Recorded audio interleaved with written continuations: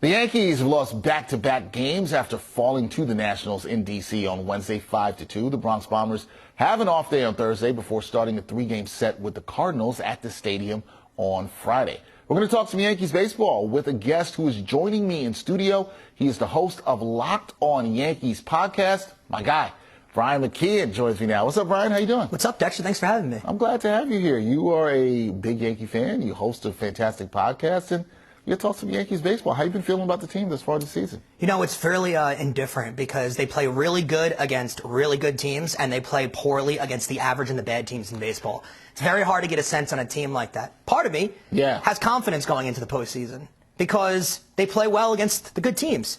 But part of me is a little scared because they can't seem to hit it when they need to. Yeah, the last time you and I talked, you were already jumping ahead to October, and I was joking. I'm still there. I was joking with you a little bit about that, but I get that. I get the rationale behind it and the fact that they've played really good against some of the upper echelon competition, but they've sometimes played down to their competition, as we saw in the last series. So, Brian, let's start with this, because on Wednesday, Carlos Rodón, he struggled again. He gave up multiple runs early in the game.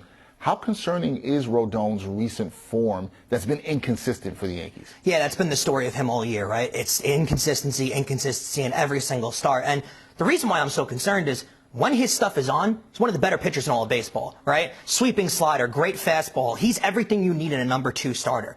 But when he's off, he's given up 6 runs, and it seems like he gets mentally checked out of a game really quickly.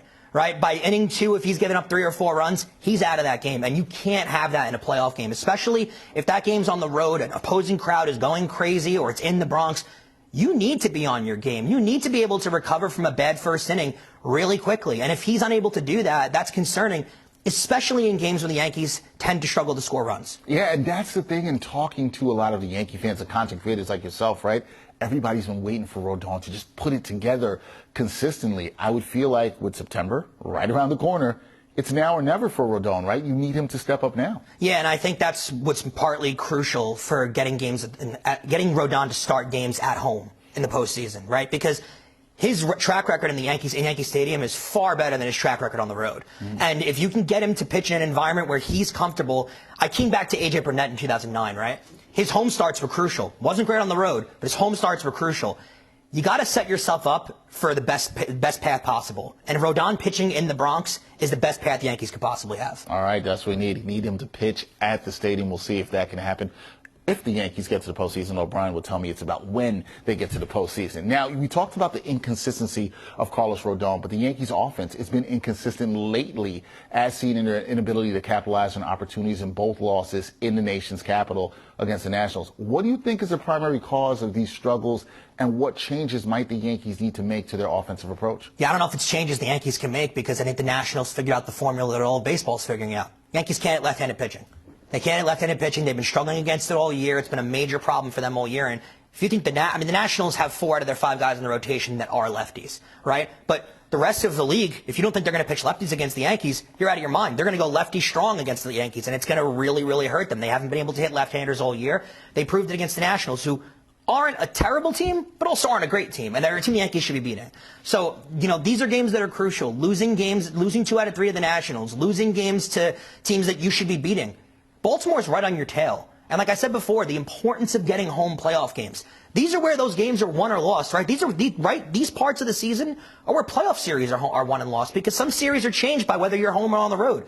And the Yankees need to be able to capitalize when they play bad teams, especially at a time when Baltimore's out in L.A. playing the other best team in baseball, the Dodgers. Yeah, it is the time. The time is crucial. Now, we'll get to Baltimore breathing down the necks of the Yankees. We'll get to that in a second. I want to talk about Aaron Judge. You and I have talked about him. He did fail to deliver in a crucial spot in Game 2 of the series against the Nationals.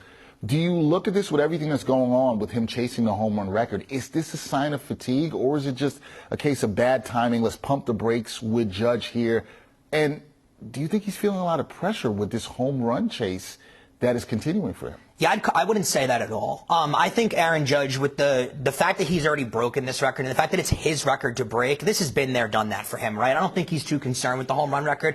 He's going to have a spell. It's weird, right? He doesn't homer for a series, and we all freak out like, oh, what's wrong with Aaron Judge? What's he doing? Whereas the week prior, the guy was hitting home runs left and right. I wouldn't be too concerned with a struggling series in Washington. He struggles with lefties like the rest of the team. He'll pick it up. I think he's going to re-break his old record. I think there's a lot less pressure when you're doing it for the second time, and there's a lot less pressure when you're breaking your own record, right? If he's chasing the record, it becomes a little bit of a distraction. It becomes clubhouse noise. It becomes the media coming in asking questions 24/7. It's not as big of a storyline this year because he already did it once, right? So I don't think that's necessarily getting in his head, and I don't know if that pressure is going to affect him as much as it did 2 years ago. Yeah, and I think that's a great point to that. And I was talking with our Yankees beat writer, Greg Joyce, about this, and I told him, I said, hey, if he can get to 50 or above before September, I think he's in really good shape to break this record. It looks like he is. I think the big question is, will he see pitches to hit? Now, he's not seen a lot, and when he does, he's taking care of it, but you feel confident that he will break this record. Well, isn't it perplexing to you around all of baseball how teams continue to pitch to him?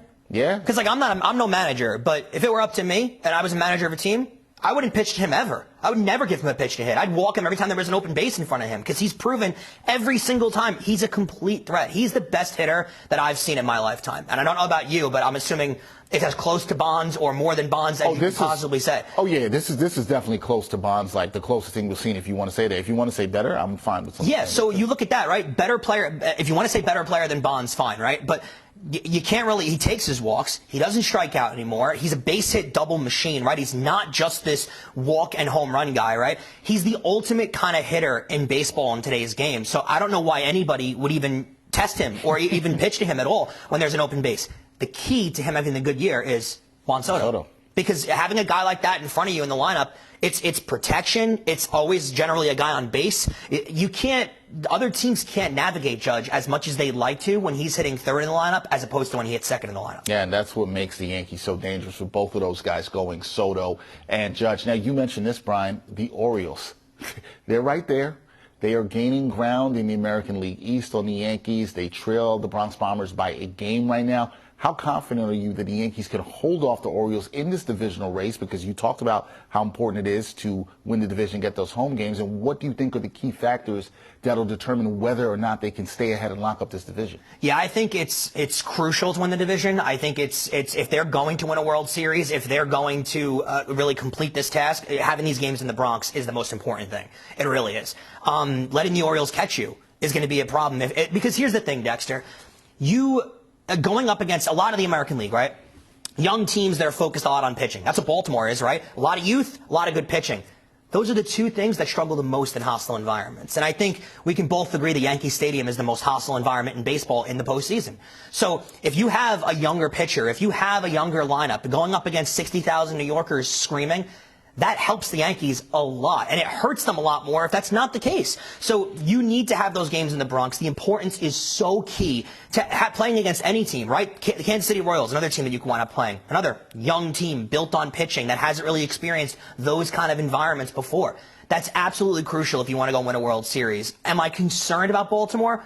Not really, because Baltimore has failed at every opportunity to catch the Yankees. In reality, Baltimore should have a 5.5, 6-game lead over the Yankees. With how poorly they played through June and midway through July, really up until a series or two after the All-Star break, Baltimore had every opportunity imaginable to catch the Yankees, take a lead on the Yankees, and the Yankees should be in the position Baltimore's in right now.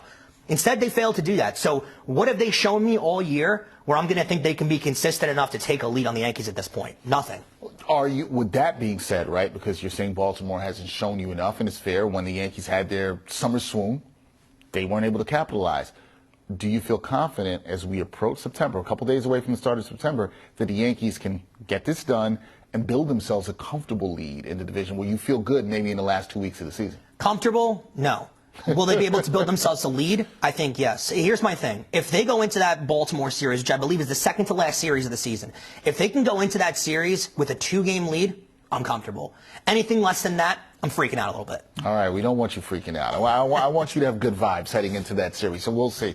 Speaking of series, last thing, we got the upcoming series this weekend with the Yankees facing the Cardinals. How critical is it in your eyes for the Yankees to bounce back quickly? We know what happened down in the nation's capital. How do they bounce back quickly, and what are you keeping your eyes on in this weekend series? Yeah, hard to predict what they're going to do against the Cardinals, right? I started this off saying they play really well against the best teams in baseball, and they play really poorly against the worst teams in baseball.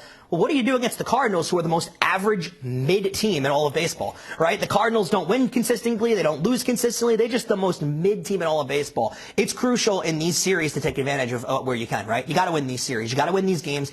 You got to take care of the teams that aren't there to beat you. Right, and that's what the St. Louis Cardinals have been. They've been an average team all season. The Yankees have to prove that they're one of the better teams in all of baseball. It's so weird where the season's gone with the Yankees, right? You started off super hot. You struggled after that. Everyone's got a weird feeling about them. End of the story, Dexter. They still have the second best record in all of baseball, which is so weird to think about, but it's the truth. And those teams, you have to go out there and beat the average. You have to go out there and beat the best teams. You have to go out there and beat the worst teams. Yankees still on pace for close to 100 wins this year, which it really doesn't feel like a 100-win season. But go out there and prove that you're one of the better teams in baseball. Don't play like you've played lately. Don't let the other team play. Don't play down to your competition. Go out there and prove that you're one of the better teams in all of baseball. All right, we'll see if that starts with the Yankees in this weekend series against the Cardinals. They're going to try to prove it. You talked about it's been a roller coaster season for the Yankees. Hot start, summer swoon. They've been a little bit mid lately themselves. We'll see if they can get it done. Are you still, I don't know if you said this, so I don't want to put words in your mouth. Are you still on Yankees going to the World Series? Are those the vibes from Brian McKeon here? The weather will cool down. Uh-oh. Get your hoodies ready because you're going to need to be in the Bronx. Oh, man, there you got it from Brian McKeon, host of Locked On Yankees podcast, telling you get those hoodies ready because the Yankees will be playing deep into October. I feel like that's the vibe of what he's saying there. Brian, appreciate you. Please check out the great podcast that Brian does there. Does a fantastic job, Locked On Yankees podcast. Check that out. Brian, great to have you in studio. We'll talk more Yankees down the road. Dexter, appreciate it. Anytime, my man.